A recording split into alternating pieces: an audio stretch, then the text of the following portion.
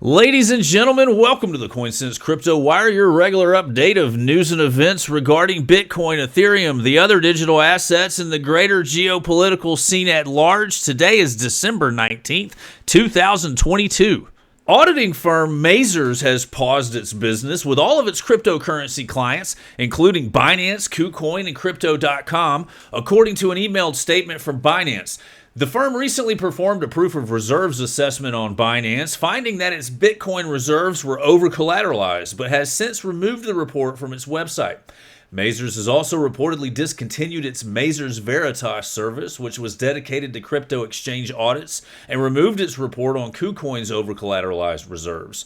Other auditing firms, such as Armanino, which audited FTX, have also halted their work with cryptocurrency exchanges.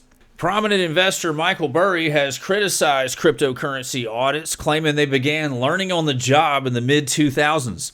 Burry is known for predicting and profiting from the subprime mortgage crisis of 2007 and 2008 and has previously been publicly critical of cryptocurrencies, describing them as the mother of all scams. He believes that Bitcoin and most other cryptocurrencies are overvalued. U.S. Banking Committee Chairman Senator Sherrod Brown has suggested that the SEC and the CFTC should consider banning cryptocurrencies, but acknowledged that this would be difficult and would likely push the market offshore. In an interview with NBC's Meet the Press, Brown called cryptocurrencies dangerous and a threat to national security, citing their use in illicit activity by North Korea and for terrorism financing. In late November, Brown urged Treasury Secretary Janet Yellen to help rein in cryptocurrency companies following the implosion of the FTX exchange that sent shockwaves across the cryptocurrency industry. However, even harsh critics admit that the industry has now become too powerful. Representative Brad Sherman recently said the government refrained from prohibiting Bitcoin in its early days, but crypto promoters are now spending too much money on lobbying efforts for this to happen. Jay Clayton, former chair of the Securities and Exchange Commission, has expressed support for the use of distributed ledger technology in traditional finance, despite past skepticism towards the cryptocurrency industry. Clayton, who served as SEC chair from 2017 to 2020, has previously voiced support for the regulation of cryptocurrency intermediaries and the crackdown on platforms that trade securities. He has also expressed concern about the risk of counterparty and credit risk in stablecoin compliance. Sam Bankman-Fried, the founder and former CEO of crypto exchange FTX, will no longer contest extradition to the United States from the Bahamas. Bankman-Fried was arrested in the Bahamas in December at the request of the United States following FTX's bankruptcy filing in November. Bankman-Fried was previously set to have an extradition hearing on February 8th and faced being held in a jail with known dangerous and overcrowded conditions until that time. The Democrat Party is planning to return over $1 million in funding to victims of the now-defunct cryptocurrency exchange FTX. The party received the funds and contributions from Sam Bankman-Fried, the former CEO of FTX, who has been arrested following allegations of fraudulent activity that resulted in the exchange losing around $8 billion in investment funds.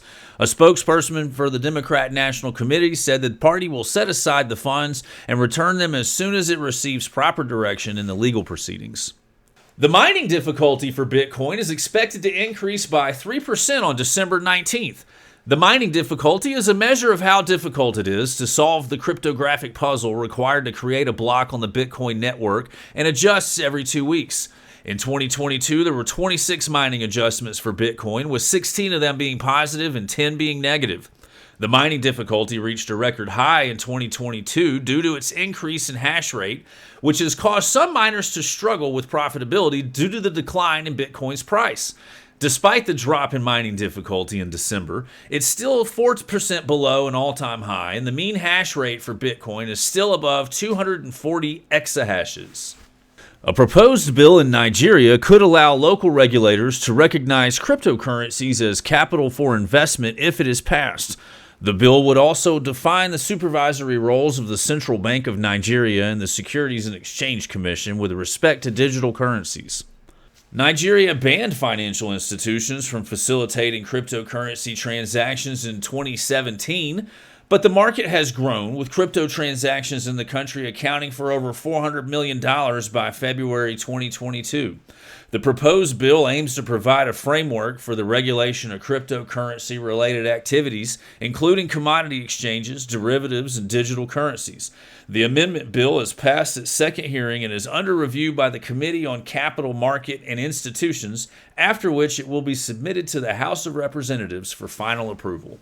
A leading real estate developer in the United Arab Emirates has entered into an agreement with Coinmina, a Bahrain-based crypto asset service provider regulated by the Central Bank of Bahrain, to allow real estate purchases using cryptocurrencies, including stablecoins like USDC and USDT. The agreement aims to accelerate the growth of Dubai's new economy and allow investors to participate in the digital economy by buying, selling, storing, and receiving digital assets safely and securely, as well as depositing and withdrawing funds in their local currencies. You've just listened to the Coinsents Crypto Wire, brought to you by Coinsents.com, a free-to-use sentiment analysis website offering unique insights into the cryptocurrency markets.